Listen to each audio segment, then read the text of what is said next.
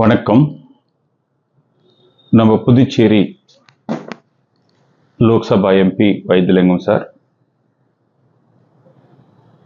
Last 10 days back நம்ம பற்றி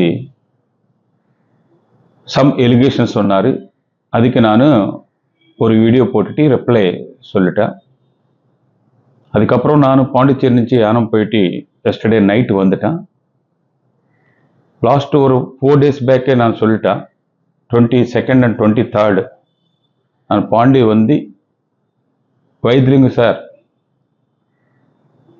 இன்னைக்கு any time R tomorrow morning also up to 10 o'clock எங்களை எங்கே கூப்பிட்டு வரோம், எங்களை ஆஃபீஸ்க்குனா நான் ஆஃபீஸுக்கு வந்துடுறேன்.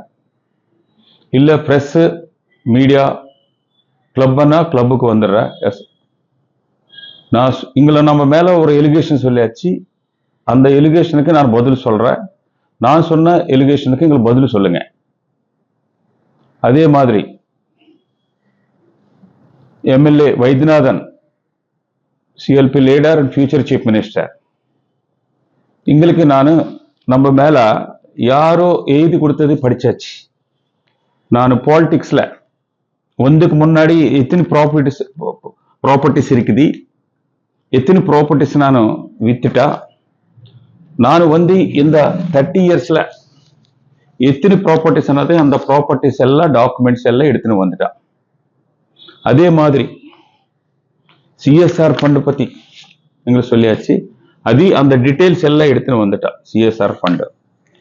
இதுக்கப்புறம் பவர் பிளான்ட் சம்பந்தமா புதுச்சேரி கவர்மெண்ட் ஆஃப் இந்தியா 2005 నుంచి 2014 వరకు என்ன பண்ணியாச்சுன்னது அந்த டாக்குமெண்ட்ஸ் எடுத்துன்னு வந்துட்டா.